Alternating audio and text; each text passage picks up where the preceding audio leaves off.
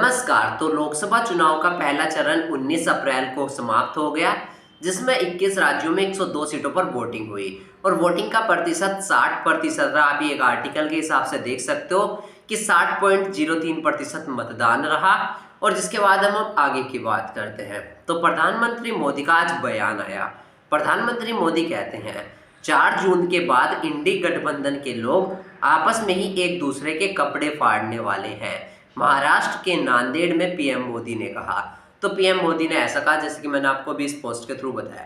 जिसके बाद अब हम और आगे की बात करते हैं। एक यूट्यूब पत्रकार है जिनका नाम है श्याम मीरा सिंह। तो श्याम मीरा सिंह अपने सोशल मीडिया पर लिखते हैं इस बार वोटिंग का प्रतिशत कम रहा है। सवाल ये है कि किस पार्टी का वोटर कम उत्साहित है।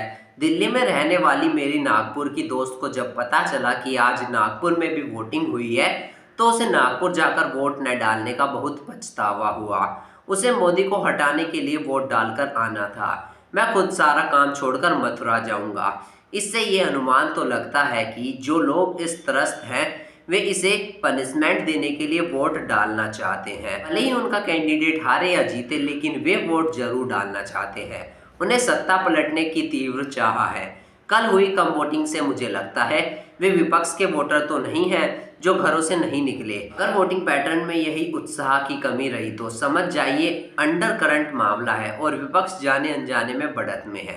तो इन्होंने लिखा कि अगर वोटिंग का जो यही पैटर्न रहा कि कम लोग कम वोट हुए, क्योंकि 2019 के मुताबिक जो 2024 में लोकसभा चुनाव हुए हैं इनमें वोटिंग कम हुई है। 2019 में ज़्यादा वोटिंग हुई थी। जिसके बाद इनका ऐसा बयान आया कि कहीं वे विपक्ष के वोटर तो नहीं। और लगता है इनकी बातों से लगा कि इनका मानना है कि इस बार जो है विपक्ष जीत सकता है।